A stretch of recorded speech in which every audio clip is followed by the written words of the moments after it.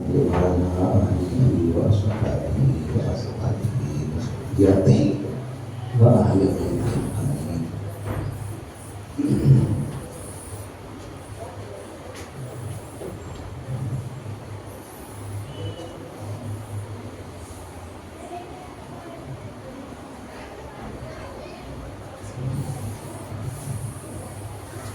قال الله عز وجل بسم الله الرحمن الرحيم يا أيها الذين آمنوا اتقوا الله وكونوا مع الصادقين صدق الله مولانا العظيم.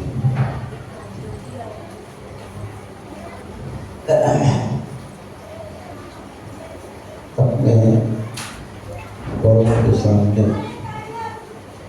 اور بالخصوص مرشدی اہل سنہ حضرت اقدس مولانا شاہ ابرار الحق صاحب اکبر اللہ وبرکاتہ کے خلفاء اور ان کے صحابت یافتہ اور تربیت یافتہ لوگ کے سامنے کوئی بات کہنا آسان کام نہیں تھا.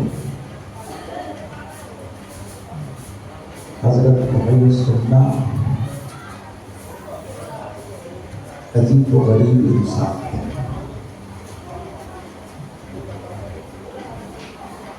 اس اخیر دور پہ اپنے زمانے کے وہ طریق سنت کے مجدد تھے. یعنی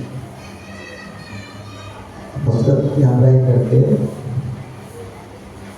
صرف اور صرف اتباع سنت کی تربیت ہوتی تھی, اتباع سنت کی تعلیم ہوتی تھی, اور یہی اسی کو حضرت سب سے بڑا تصوف اور سلوک سمجھتے تھے.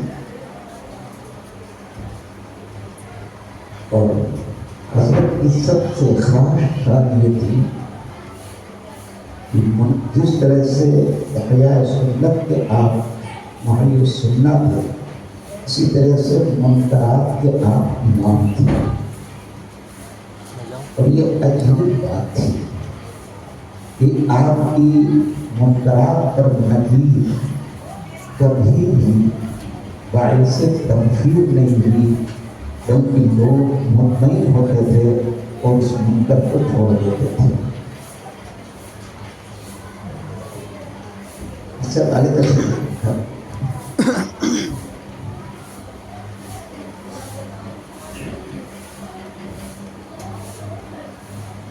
ایک موقع پر حضرت مولانا شاہ عبد الغنی صاحب بھولپوری رحمۃ اللہ علیہ, جن کو حضرت مولانا شاہ الحق صاحب نے بھی حضرت تھانوی کے بعد اپنا بڑا تسلیم کیا تھا. وہ تھے مفکر اسلام حضرت مولانا سید ابو الحسن علی ندوی, حضرت مولانا منظور احمد صاحب نعمانی, اور حضرت مولانا مسیح اللہ خان صاحب جلال آبادی. بڑے بڑے اکابر جماعت ہیں علی گڑھ میں. اور کھانے کا وقت تو میز اور کرسیوں کا انتظام نواب صاحب نے کیا تھا. کھانے کا انتظام میز اور کرسیوں پر. اللہ اکبر, آج تو ہم لوگ میز کرسی پہ کھانے کا جائز ہے, ہم لوگ تو جائز پہ عمل کر لیں, یہی بہت بڑی بات ہے. لیکن محی السنہ نے پوری زندگی خلاف سنت عمل نہیں کیا. بخاری شریف کی روایت ہے کہ رسول اللہ صلی اللہ علیہ وآلہ وسلم نے میز اور کرسیوں پر اور چھوٹی چھوٹی کٹوریوں میں کھانا کبھی نہیں کھایا. جب حضور نے نہیں کھایا تو ان کا جو سچا وارث ہے, سچا نائب ہے, وہ تو کھا سکتا ہے. حضرت مولانا علی میاں صاحب رحمۃ اللہ علیہ نے فرمایا کہ اس وقت سب کے بڑے حضرت شاہ عبد الغنی صاحب بھولپوری تھے. حضرت کھانے کا انتظام تو میز اور کرسی پر ہے. حضرت نے فرمایا فکر مت کرو, میرا شیر آ رہا ہے, میرا شیر آ رہا ہے. شیر کون تھا؟ محی السنہ حضرت عباس مولانا شاہ اللہ حضرت تشریف لائے. لوگوں نے بتایا کہ میز اور کرسی پر انتظام ہے. حضرت نے دائی جو امام صاحب تھے ان کو بلایا. بلانے کے بعد حضرت نے فرمایا کہ تم لوگوں نے علماء کی دعوت کیوں کی؟ کہتے اللہ راضی ہو، اللہ خوش ہو، ہمیں ترقی ہو، دین کی بھی دنیا کی بھی.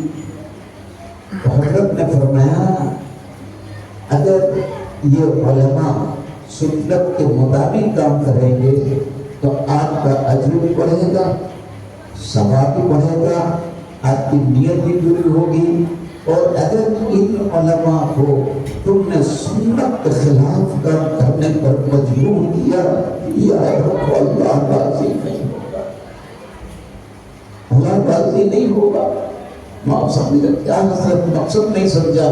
حضرت نے فرمایا میز و کرسیوں پر کھانا کھانا خلاف سنت ہے. یہ علماء ہیں، علماء ربانیین ہیں، آپ نے مشائخ کو دعوت دی ہے. اگر ان کو آپ میز اور کرسی پر کھانا کھلا دیں گے تو یہ متبع سنت نہیں رہیں گے تو اللہ تم سے راضی نہیں ہو سکتا.